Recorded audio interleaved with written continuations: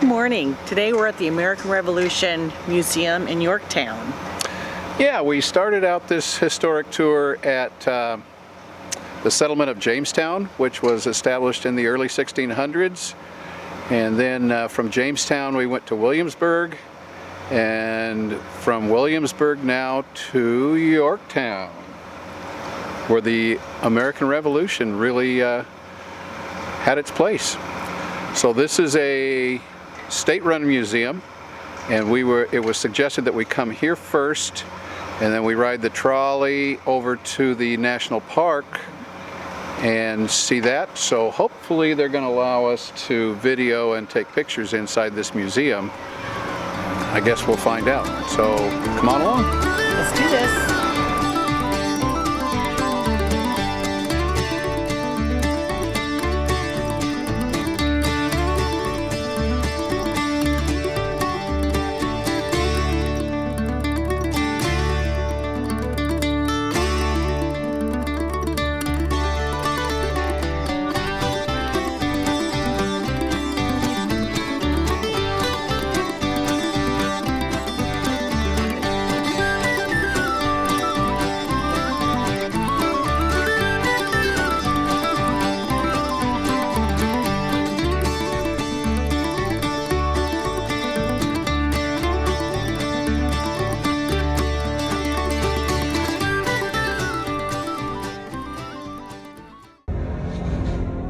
For now, let's let it go cold again. Heavens, madam. Are you not afraid of the cannonballs? No. It's either the bullet or the gallows, but not two for the men to fight and starve too. I'll give as good as anyone might. Surrounded now by land and by sea, Cornwallis's supplies begin to run short. That was pretty cool. Yeah, it was. It was so informative. The museum just went on and on with everything that you need to know about this war. Yeah, it kind of started at the beginnings and worked its way up right on into the Constitution. So it was pretty cool. They had several movies that you can go and observe. They had one, it was a 3D movie, and your seats rumbled. So it was like you were really there in the war. That was pretty awesome. Yeah, they did a nice job. Yeah, and now we're in the camp, the settlement camp. Yeah, so it took us a couple hours to go through the museum, and very informative. And then we brought lunch, so we ended up eating lunch, and now we're going through the encampment. And they've got, let's see if we can do this. They've got military encampment up above, and then they've got a farm down here and interactive buildings and what have you. So it's well worth the admission. Oh, absolutely. You have to come and see this. So we're going to go through the farm and see what it's all about, and then we're going to hit a trolley. I like it. Okay.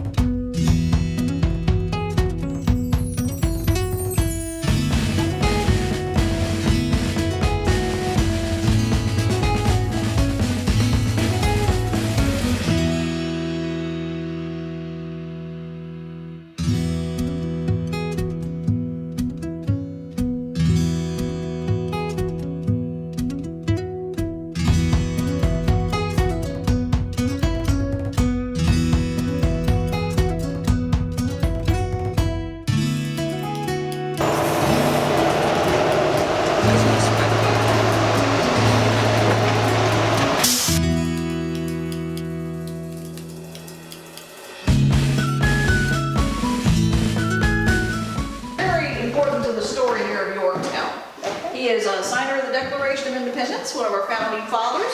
He is a governor of Virginia, and he's also general of the militia here during the Battle of Yorktown. But by the time the bombardment gets to this part of town, this was the cushioned center of town, Main Street here. The surviving buildings are all here on Main Street, and most of them brick. So by the time the battle, demolishes the outer part of the town and starts to come inward, the battle's winding down too. So the bombardment isn't as heavy, but it does take a lot of damage. When you go through the rooms here, you'll see the original construction of the floors from 1730 They didn't use nails. They've got dowel rods that they used, little dowel pins that they hammered into the planks and hammered them in. Okay, so we just went through the house, had a really good interpreter in there, and we're looking at the outside of this house, and the Nelson house, and it's actually, if you can see right up there, those are actually cannonball dents, holes in the brick of the house. It's pretty cool. She said that these are all original. The holes are original, and the brick was used as ballast on the ships when they came over, and then they unloaded them, and when they got enough bricks to build a house, they built a house out of them. And this one was built with bricks on the outside and the inside, and then hand-carved wood paneling on the inside to cover up the brick. It's a pretty interesting house.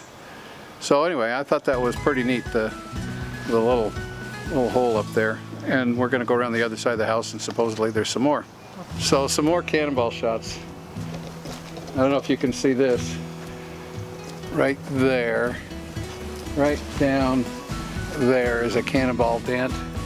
And then she said that the cannonballs are not of the time, but were added.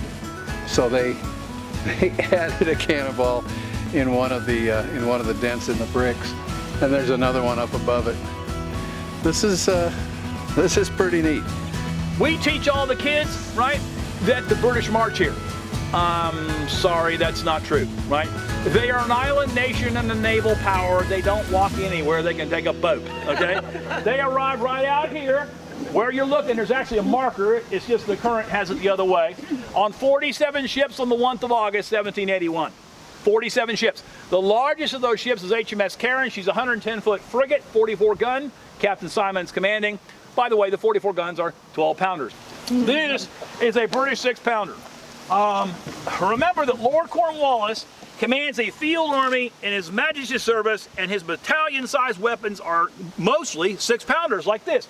Almost the majority, in fact it is the majority, of all the artillery that Lord Cornwallis has is made up of cannons like this. 6-pound field pieces, right? They're light, they're maneuverable, you can drag them hundreds of miles. 45 degrees carries that projectile furthest down range, and the most you're going to get out of this gun is 1 mile. Why am I not wasting your time? Where are the Americans? They're out there at the tree line, Ranger Mac. How far is that? 1.1 miles. It's almost like they knew. If we stand just outside the range of the British guns, they can't hit us. Wow, not only is this a siege, it's a boring battle. No. The Americans bring these. This is an 18-pounder. I mean, look at the tube here. Look at the tube here. Okay, one more time for effect. Look at the tube here. Look at the tube there. This came from Philly in New York, right? It fires 3 times the mass, twice the range. You do see where I'm going with this, don't you? So the Americans are 1.8 miles away with a 2-mile range gun. The British have a 1-mile range gun. Can't hit the Americans, but the Americans can pummel the British all day long with impunity. Isn't that great? Not if you're British. Let's recap, shall we? My generation loves graphics. Here we go. Here's the town, 8,300, world's finest, with short-range artillery.